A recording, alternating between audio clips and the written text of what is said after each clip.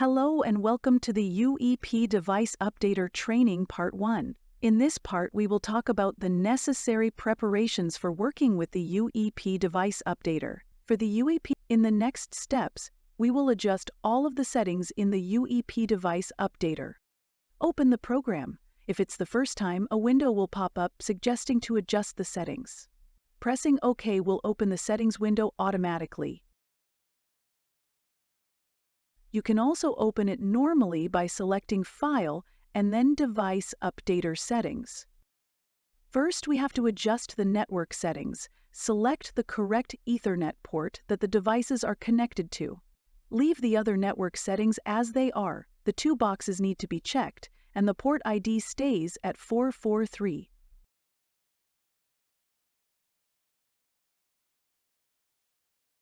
The next step is to adjust the folder where the downloaded config and log files need to be saved. The two checkboxes are optional. One is for an automatic download when a connection is established. The other creates a project-specific folder when downloading the config. Next, press Set to select a path for saving the config files. It is recommended to create a config folder for all projects and let the UEP Device Updater create the project-specific folders. In this example, a UEP Device Updater folder containing the config and also the log file folder were created. The creation can be done before pressing Set or after.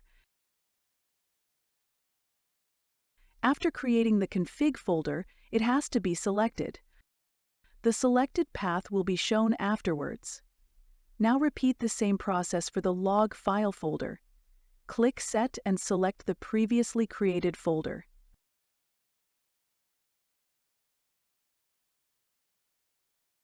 In the settings, click on Set.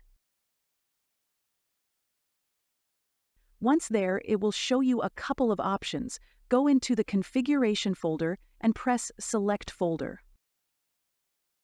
You can now see the checksum. After adjusting everything, select Save Settings. Now we are ready to use the UEP Device Updater. We will add the certificate to the UEP Device Updater. Go to File and then select Manage Project Certificates. An additional window will open. The UEP Device Updater comes with a standard certificate pre-installed. To add a new one, select Load PFX file.